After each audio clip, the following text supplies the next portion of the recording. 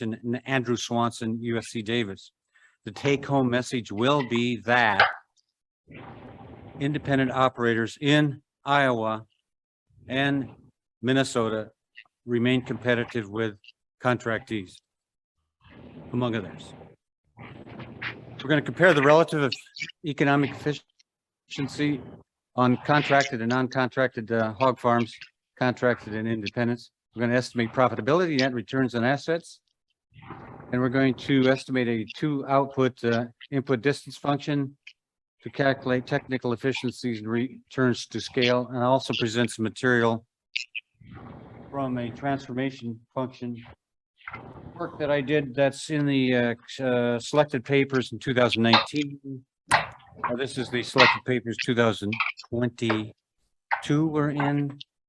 And the background behind some of this material is a hog report that's taken 4 years that's coming out this August from Economic Research Service. So the important differences are the number of hog number of hog farms decreased in Iowa, Minnesota from between 2002 and 2017 by 50%, but production rose by 50%. The number of hog farms decreased in North Carolina by 8% between 2002 and 2017, and production decreased. Contract farms accounted for 40% of Iowa, Minnesota production in 2002 and 65% in 2017. But there still remains quite a few independent operators. And we'll talk about that, why. 80% of the Iowa, Minnesota hog farms use open air pits to handle manure. And 60% of North Carolina hog farms use lagoons to handle manure. Big difference. One's better than the other. Which is better? Okay, I'm going to skip over the detail. You can go to the selected paper to find out details if you care. But this one I'll peek at a little bit. The second line shows the sales head price, what percent of production. We're seeing in Minnesota 37% of production in recent years, total hog production nationally, 15% in North Carolina. That's close to 55% of total hog production in the United States. And that's where it's headed. Now the pit situation, they use a pit in Iowa, Minnesota, and the lagoon in hog production in North Carolina. You lose nutrients to the atmosphere in the lagoon system. There's a continued importance in off-farm income. It's less so in livestock production than in crop production, but I left it in the estimation procedure. You can peek at that more at the selected paper if you have time and interest. Now, background work on this, I'll mention two pieces. The first one is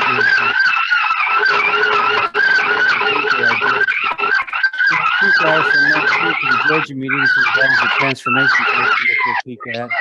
And in the past, I did some work with Morris and Paul on hog production using ARMS data.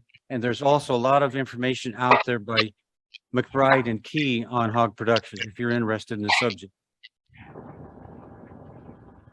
Now, a peek at the hog production situation compared to other crop and livestock production systems. You notice that the hogs have a relatively small, well, they're relatively well distributed share production by size. We have cases, if you look at the selected pay from 2019, the small one is about 350,000, the big one is greater than 5 million, I believe. You see 1, 2, 3, 4 different size groups, and they have a lot more small hog farms, for example, than what's the 171? The dairy. So much different by type of production. Again, the off-farm income is important. That takes a lot of time to investigate. If you have an interest, go to the selected paper. information off of the transformation function for multi-years. And you see that the large, how much time do I have left? 3 to 4 minutes. Okay, I'll just, this one took a long time to estimate, but you see that the transformation function world, the smaller number means more scale efficient. And there the large livestock farms were doing quite well compared to the rest. And the returns, you can look at the selected papers. This one's a key. We have a rich data source. It's called the Agricultural Resource and Management Survey. And I use 2 pieces of it, the nearby years to look at the contractee versus independent, and a piece from 2015 to look at the pit use.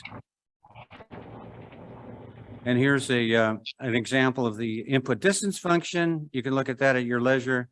Here's the transformation function. Again, you can look at that selected paper. It's pretty interesting work. And let me, since the time is short, let's do a grouping by type of operation. And you can see, it's hard to see on this guy. If you look at the right-hand side red guy, you're seeing a 7% of production there in this ARMS characterization, but they're showing the same or better return on household assets and comparable scale efficiency. They have smaller herd size, and they have comparable nutrient waste efficiency numbers compared to the Iowa, Minnesota contractees. And notice also here the interesting point, while the lagoon system wastes nutrients in the air, they put less on the field, and they're using less having therefore less excess nutrients given the construction. And you can see that construction off of a dairy survey we did back in 2007. Hello, this is the audiovisual. There's the modeling. Gail, can you please turn your microphone on? More of the outputs, the efficiency drivers. One key here, I noticed that there's you will notice there's a off-farm income has a positive effect on efficiency. And the wrap-up will be is that you have comparable returns on assets on the independents compared to in Iowa and Minnesota compared to the independents and the contractees in Iowa, Minnesota, and to the contractees in North Carolina. And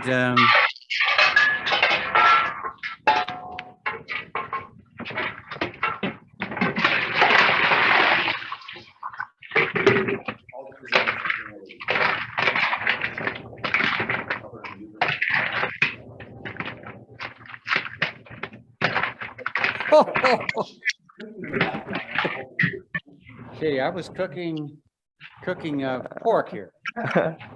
If someone's listening this with cooking, Gail, can you turn off the microphone?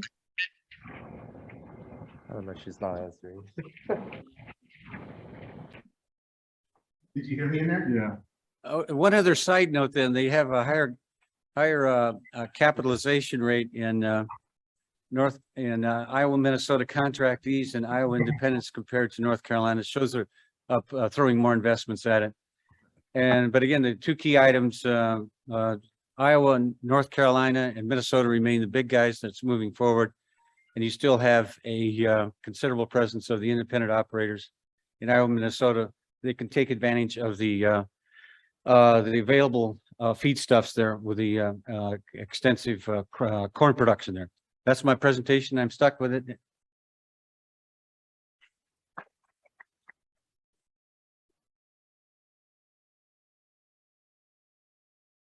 Son. So you just mentioned the off-farm income can affect the efficiency. Do you have any evidence about that? What? So why the off-farm income will affect the efficiency?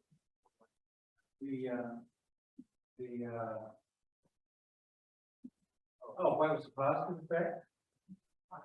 Yeah, because the typical answer to that is, you have the off-farm situation leading to interaction with, other types of business activity, which involve are concomitant with a more, efficient, construction of the management system. And, that's what we've seen over time. You have a question? Yeah, follow-up question. That couldn't cause Alan to go the other way. I'm really appreciative of part operating. So not have time for other stuff. Well, if you spend too much time off farm, of course, can't go get it. But I'm not talking about, they have some extra time and they learn techniques and other, look at our, the stuff I did before, making that is in these select papers, and you'll explore the, you don't want to, you need enough labor to work off farm. And, you can, especially in the case of, livestock, have a problem for operating the farm. That's what we found. Yeah, you work off farms, you have less of a capital constraints, and you have a better investment. That's possible. So I wonder, do you have capital anywhere else in the model? Sir, I really want to give you guys for the questions, but we don't have any time, so. And look at our select papers.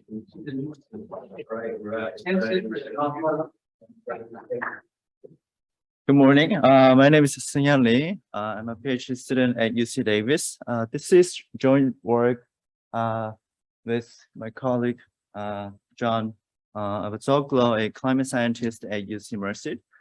In this paper, we are trying to understand how planting season weather affects preventive planting in the U.S. Corn Belt for corn and soybeans using water balance.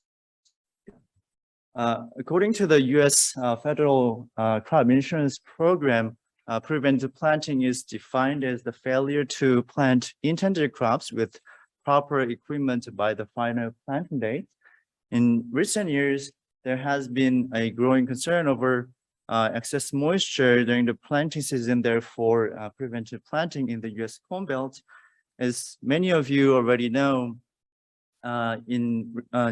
preventive planting acres have been unusually high in recent years, like 2019 and 2020. And on top of that, a number of climate studies suggest that precipitation extremes in the winter and spring are projected to increase in the upper part of the U.S. Corn Belt.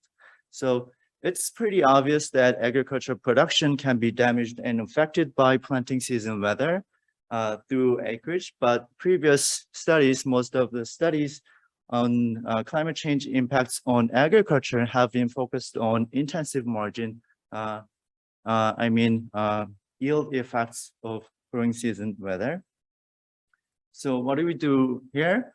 As I just mentioned, we leverage water balance data to statistically model the relationship between planting season weather and preventive planting.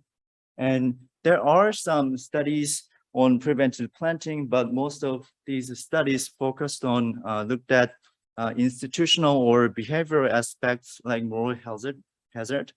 And to our knowledge, Boyer et al. 2022 is the only study that tries to explicitly to characterize the relationship between planting season weather and preventive planting.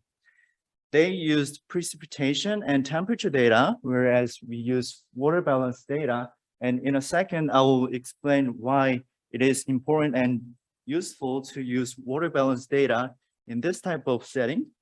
And another contribution of our paper is that our work is the first to assess climate change impacts on preventive planting. So what's water balance? Water balance measures is defined as precipitation minus reference evapotranspiration. And evapotranspiration measures the water that evaporates from the land and the water that transfers from plants into the air. So why is it useful to use water balance in this setting? The first reason is that the ability to plant crops depends not only the rainfall from the sky, but also how quickly soil dries out, because farmers have to wait until soil is dry enough for them to operate their machinery. And the second benefit of using water balance in this is that by consolidating relevant weather variables into one, water balance variables give us climatologically more intuitive coefficients. And the last point is related to climate change impacts, because water demand is projected to increase in a warmer temperature. With warmer temperature, failure to account for that would lead to overestimated or more widespread increases in preventive planting. So this slide outlines our data and empirical study. We focus on corn and soybeans and 12 states around the US Farm Belt. We use acreage data from USDA Farm Service Agency. And we start with a very simple parametric approach using monthly water balance data. And the left-hand side variable is preventive planting share as defined in the slide. And this is our regression results. As you see, water balance from April to June have a positive effect on preventive planting share. There is some spatial heterogeneity between northern region and southern regions. And for all region and crop, May seems to be the most important season. And just for better interpretation of our coefficients, this table shows what would happen if there is one standard deviation increase in monthly water balance. And so to sum up, but one standard deviation increase in monthly water balance increases preventive planting by 50, based on the pooled region results, by 58 to 176%. And for just reference, the average preventive planting share over the last 10 years was 2% for corn and 1% for soy. And we apply our response function of the pooled region to each of 20 downscaled climate models. And this is I can explain more about, because of time constraint, I'll skip. I wouldn't explain this. And this is the aggregate level results across 20 downscaled models, 20 downscaled models. And we do have additional analysis using daily water balance data combined with semi-parametric approach, and some analysis with non-parametric approach. Our working paper is available in my website, and please email me. Feel free to email me if you have any questions or comments. And I think there is.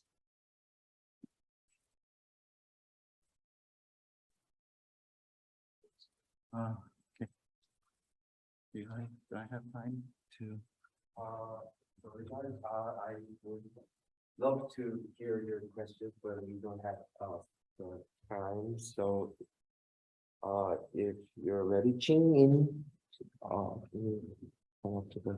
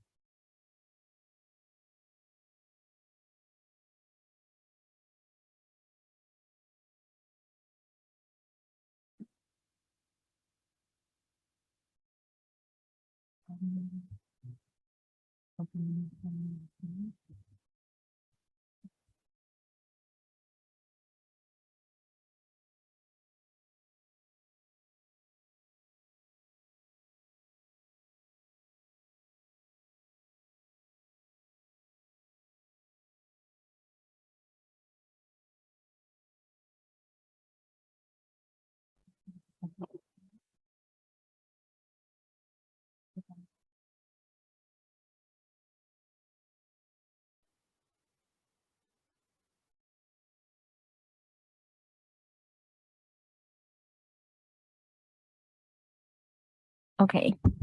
So thank you so much for the organizer and everyone here. My name is Qingyin Cai. I'm from University of Minnesota, and this is joint work with Matten, who is also present here, and Tim Beatty and Tim Park. So in this study, we will look into the drought exposure, the effect of drought exposure on specialty crops production in California. And as we know, like more extreme weather events are predicted in the future due to climate change. And given the food system's vulnerability, this increasing frequency of drought has threatened the future food security. So, but we think that this increasing impact from drought is particularly important for California because it produces a majority of vegetables, fruits, and tree nuts in the US. And while farmers in California has been affected by droughts year by year, but the rate and scale of recent droughts are unprecedented. So, for example, the estimate suggests that the 2015 drought alone cost $2.7 billion and around 21,000 jobs related to agriculture.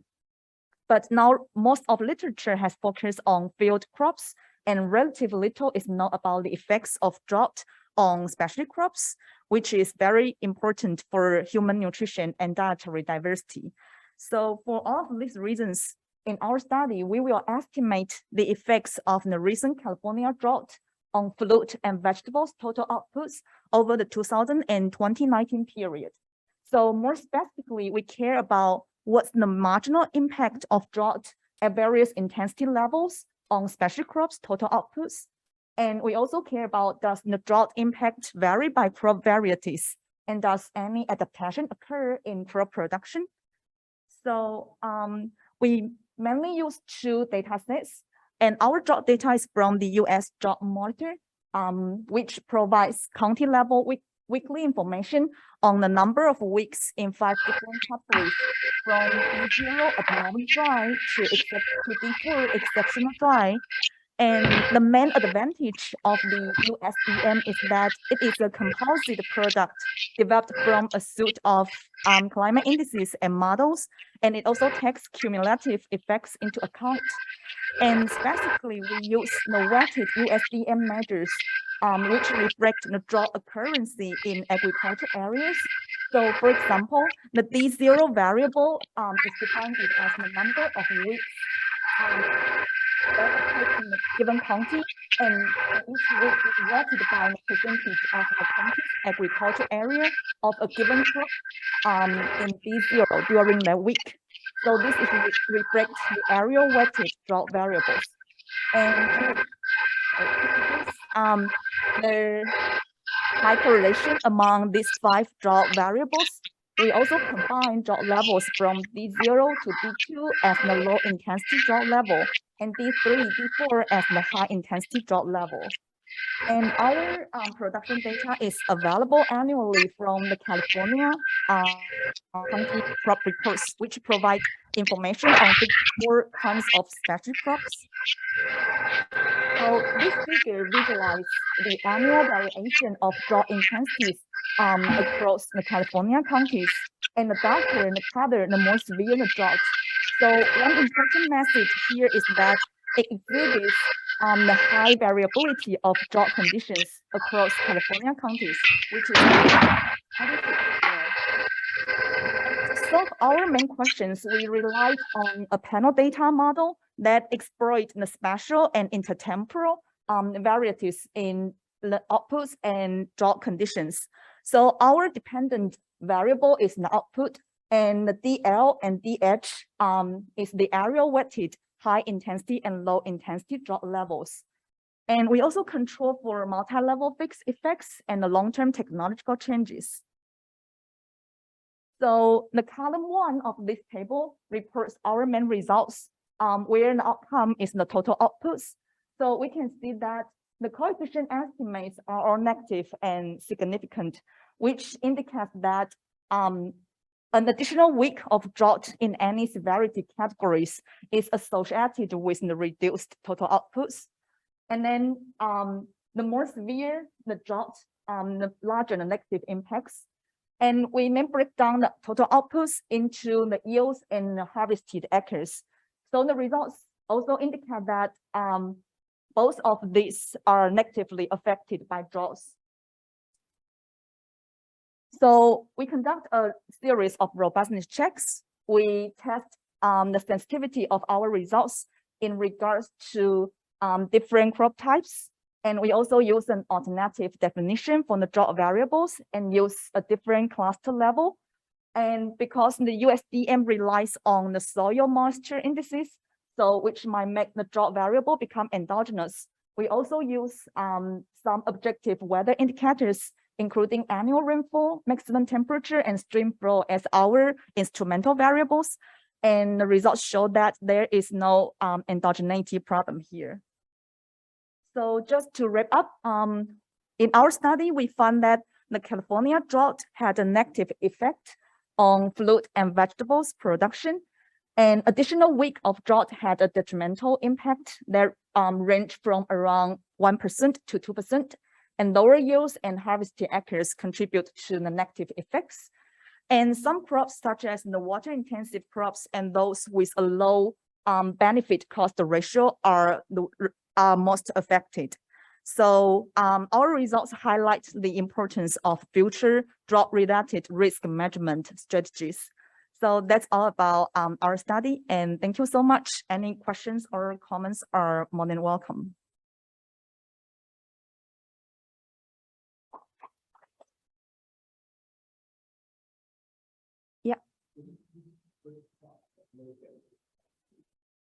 Yeah, so it's not a very standard definition, but we use their irrigation requirement as well as their unit profit to measure the benefit cost ratio, but it's not like very thin. Yeah.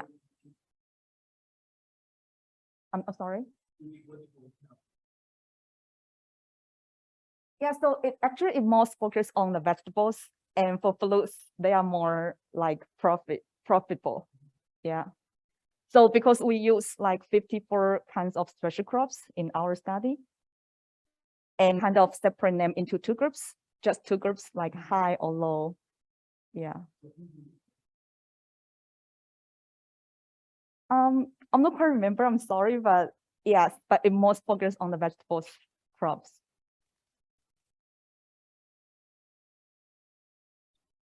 Okay, thank you so much.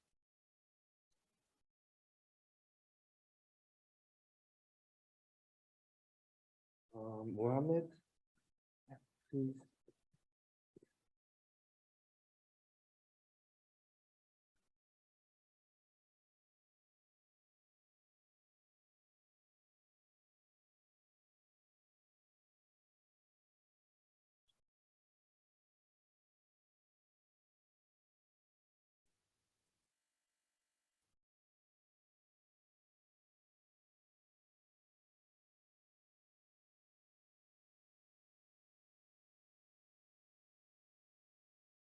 Have you already opened my presentation? This one.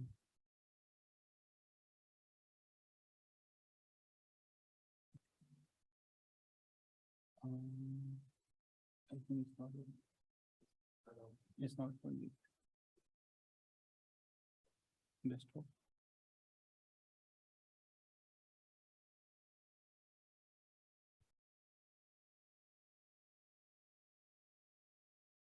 You see.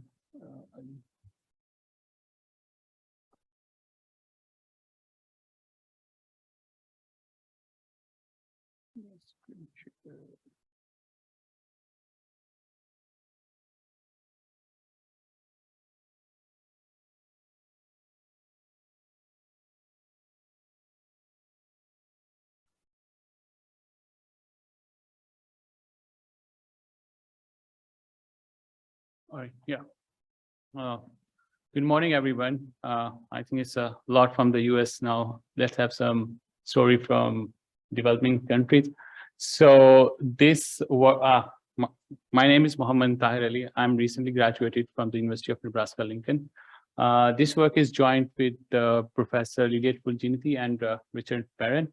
So in this study, we examined the agriculture sector productivity of Pakistan, considering the investment, public investment in agriculture and the subsidy, which usually the traditional measures doesn't consider in that.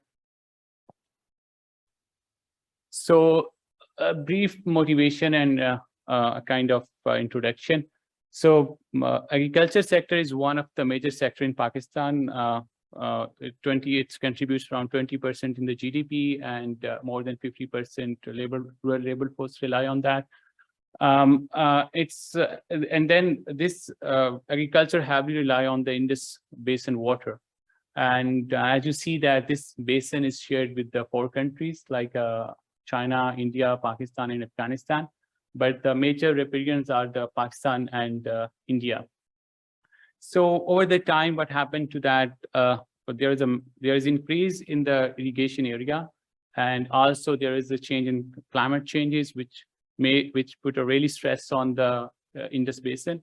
And after 2000, there are several studies from the World Bank which indicate that this basin is really under the stress. So what we are trying to do here is that we are trying to measure this, measure the productivity with the considering this also the government investment in that. Moving on, how we did that, I'm not going back into the modeling and that stuff.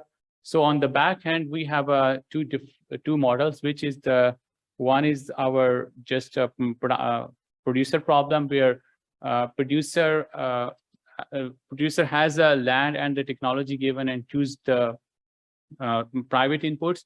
On the right hand side, we have the problem of where the social planner maximize the surplus while choosing the irrigation technology and the private inputs, and he faces the constraint of water and the budget constraint.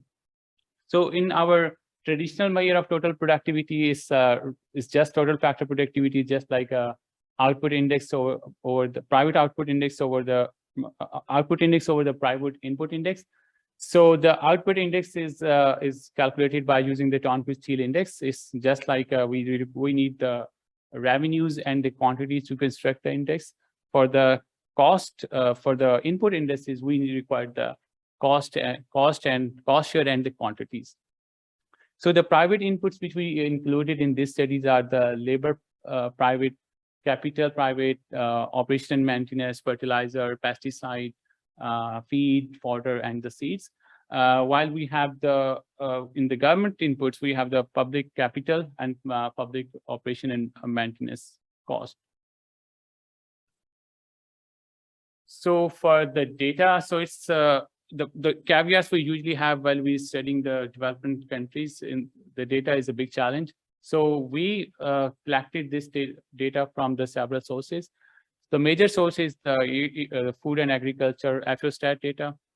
So the all outputs data is from the FAO-stat, and then this data is supplemented by our Pakistan Bureau of Statistics and State Bank of Pakistan data. Where we have a missing data, we use the Pakistan Bureau of Statistics data.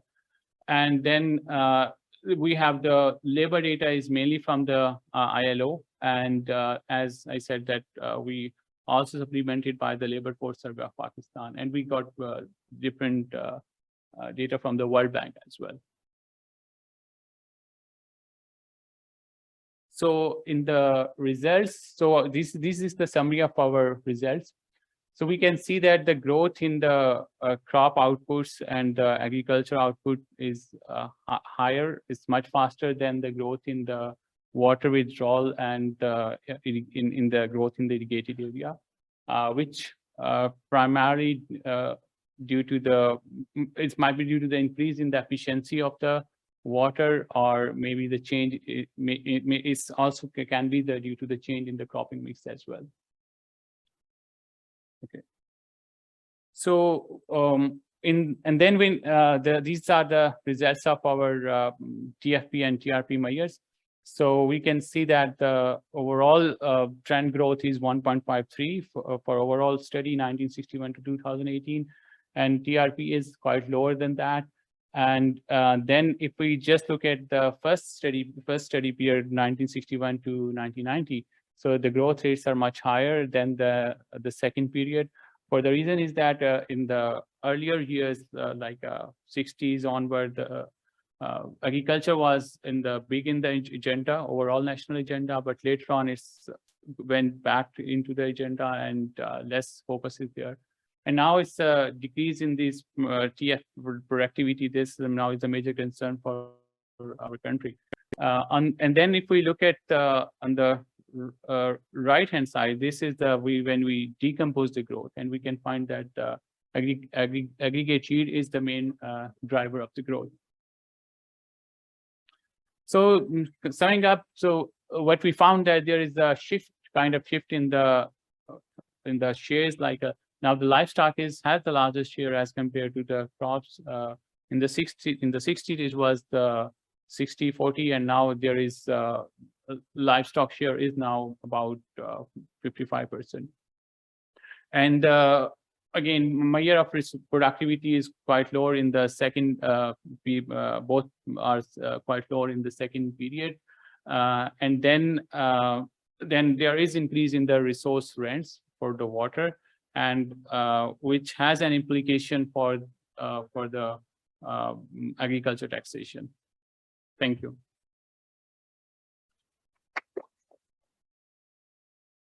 Any question, comment?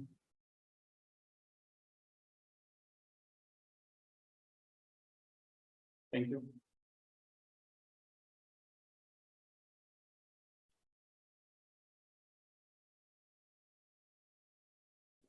Some repeat.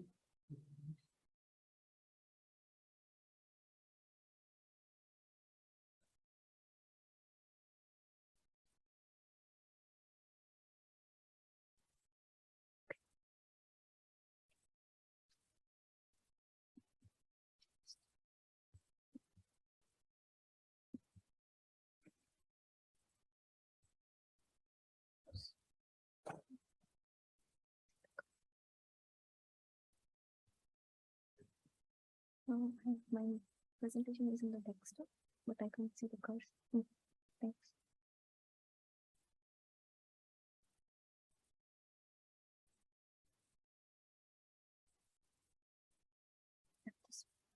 Is the extra USB point?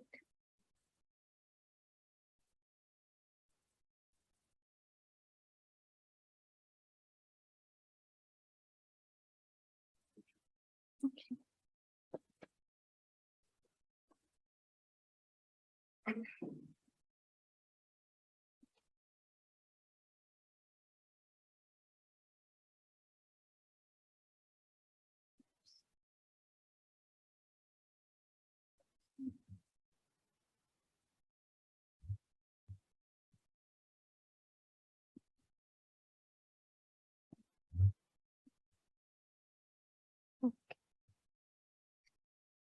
Good morning, everyone. My name is Sampriti Sarkar. I'm a second year PhD student at Michigan State University, and I'm doing this project with my advisor, Dr. Lupi, who's also here. So our presentation is titled Modeling Midwestern Corn in Response to Phosphorus Fertilizer in Michigan. And we thank NIFA and ERS for providing funds for this study. Our presentation flow is as such, and I'll start with a brief introduction. So we know that agriculture acts as a primary non-point source of surface water pollution. And among the nutrient runoff from agriculture, we here focus particularly on phosphorus because it acts as a limiting nutrient in freshwater aquatic systems by controlling the pace at which algae grows. The phosphorus acts as a stock in the ground, and the soil phosphorus interacts with the amount of applied phosphorus to affect yield. In this study, we focus on corn particularly because it is a widely planted crop in Michigan with over 2 million acres planted, and it is highly nutrient dependent that requires adequate amount of nutrients for a profitable production. We focus on phosphorus because we found that literature mostly focuses on nitrogen, and there are many studies that analyzes the yield response to nitrogen, but there is a dearth of studies that focuses solely on phosphorus. And also this is an important study for a Great Lakes state such as Michigan, which is surrounded by fresh water and where crop applications account for most freshwater phosphorus loading. So in this analysis, what we do is we control for both soil phosphorus and applied phosphorus, and we treat these two as two separate attributes. Now, in our data to capture the corn yield response to phosphorus, we fit a production function. The main intention is that we would use this production function for a policy analysis through an optimization problem, which is still under development. So in this analysis, we fit a production function, and this acts as a stepping stone for our future study. The data for analysis mainly comes through a survey of 1650 corn farmers in Michigan, and the survey was conducted in 2018.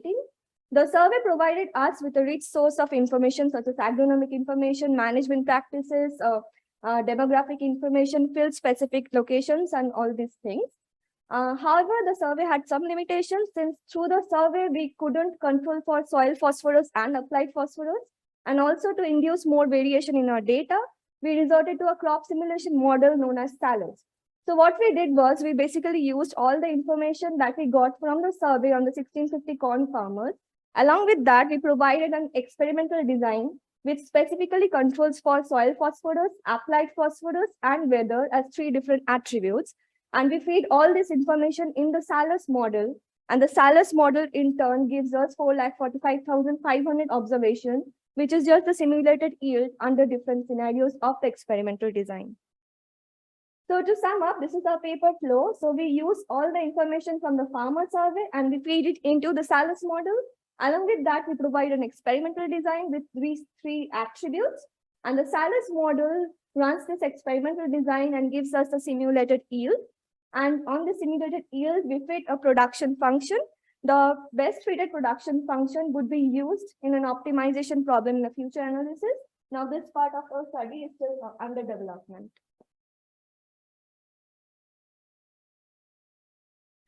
So from the survey, we found that profitability is an important factor for farmers when considering changes in nutrient use.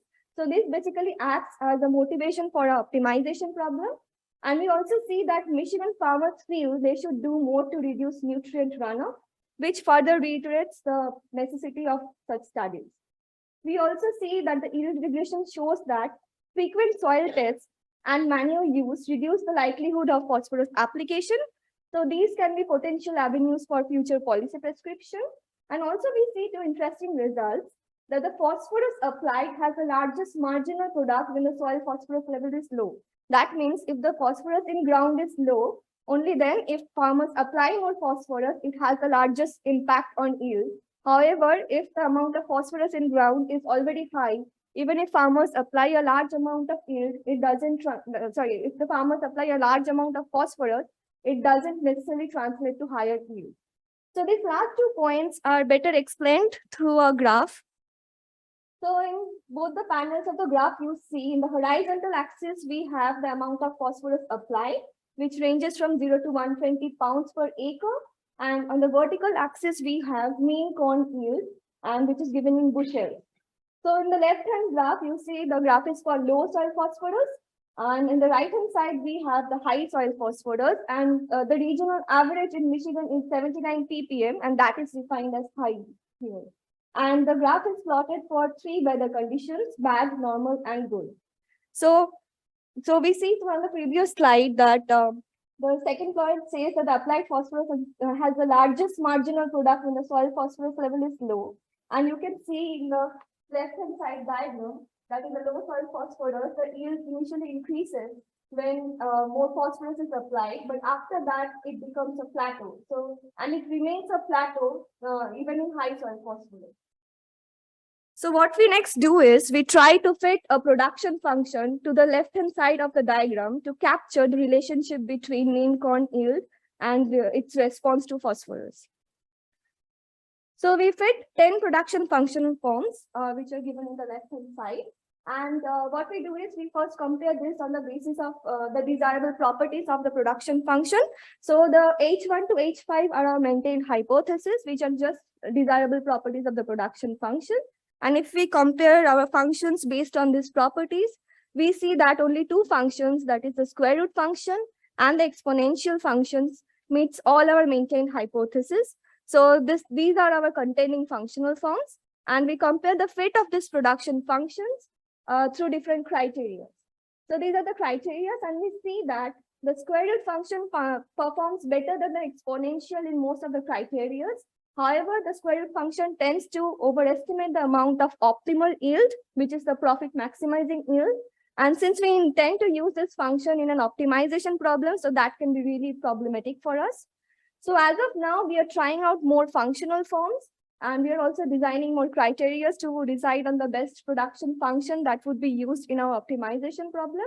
But the process is still not final. So any inputs from the audience regarding this would be really helpful for us.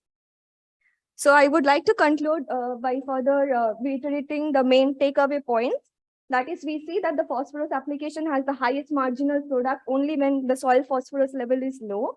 If the phosphorus on ground is already pretty high, then even if people apply high amount of phosphorus, it doesn't necessarily translate to higher yield, but it increases the chances of nutrient runoff and increases eutrophication issues.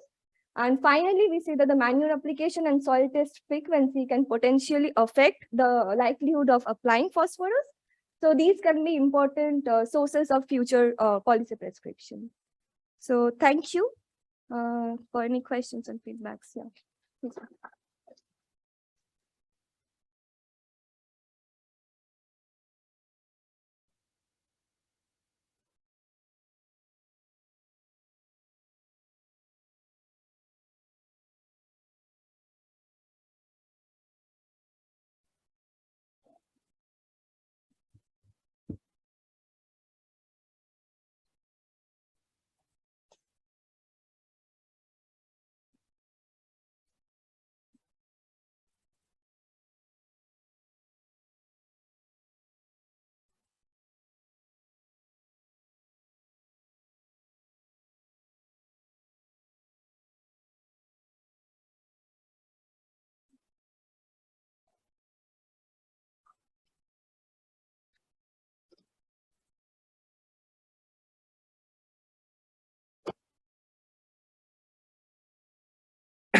Okay, first of all, as a moderator, I'm sorry for all the technological problems. My name is Ki-Yoon from Seoul National University. I'll be presenting the paper assessing the R&D investment capital efficiency on food security between countries. Food security nowadays are really complicated concept. In the past, food security simply meant food self-sufficiency, and later it meant the state of balancing the supply and demand of food. And this Euler diagram shows relationship between hunger, undernutrition, and food insecurity. So food insecurity is basically between undernutrition and hunger. So that means it's food security is not just a local problem happening in low and middle income countries. It is a world problem that needs to all the countries to be involved. For the last 50 years, agricultural production grew 2.3% to 2.5% per year, despite the global population increase. Many previous literature have shown that this Due to the more modern inputs such as chemical fertilizer and agricultural machinery, and suggests that the positive correlation between R&D expenditure and total factor productivity. But we can see through the graph that the amount of change in agricultural output in high income countries and low income countries are lower than middle upper and middle lower countries. So my question is, should investing R&D should be concentrated in high tech countries, or every country should invest on R&D for long-term agricultural growth? To specify the question, research question, we designed the research model to calculate country level R&D efficiency and find out whether R&D efficiency vary by country. We use DEA to calculate the efficiency index. As you guys all know, the DEA is a non-parametric method that drive inefficiency by decision-making units. It's really a great method for driving inefficiency, but however, the disadvantage is that it is too sensitive to data outlier. Because of this reason, we decided to divide the 37 countries into 4 income categories and conducted a total 4 DEA to compare inefficiency figures. This is variables that I use for DEA. Output variable is annual change of consumer prices, food indexes, and inequality adjusted income index, and total factor productivity growth. And input variable, government agricultural R&D expenditure, and agricultural R&D researcher for full-time equivalent through 1960 and 2016. These are basic statistics. So the DEA results are shown as on the chart. As a result of running DEA and for all countries, there were 19 countries, including Gabon, Guinea, and Ireland, and Japan, that are efficient. However, the results of ANOVA showed that there are no significant difference between the income level or the region. And we conducted a regression on the food security index. And unfortunately, we didn't got any statistically significant value for the inefficiency index. However, we got significant coefficient as the dummy variables for the region for the income levels. So IN2 variables are equivalent of middle upper income countries, and IN3 is equivalent to the middle lower income countries. So the problem was that the countries like Gabon is declining the R&D expenditures as time goes. However, it showed that it is efficient country for the R&D expenditure. So we try to figure out why, and there are some hypotheses. There might be a spillover effect of knowledge, so they didn't spend much R&D expenditure, but they got large growth of TFP. And second was international trade to mitigate the food insecurity. And the third reason is that in the case of countries that do not reach the frontier of agricultural technology, R&D, is it possible to that expenditure does not significantly affect total factor productivity? This study is not really completed. However, we will try to evolve as like trying to find out does efficiency between countries differs as time different time, and I'm hoping to show you guys through the paper. Thank you. Thank you for listening, and if you have any question, please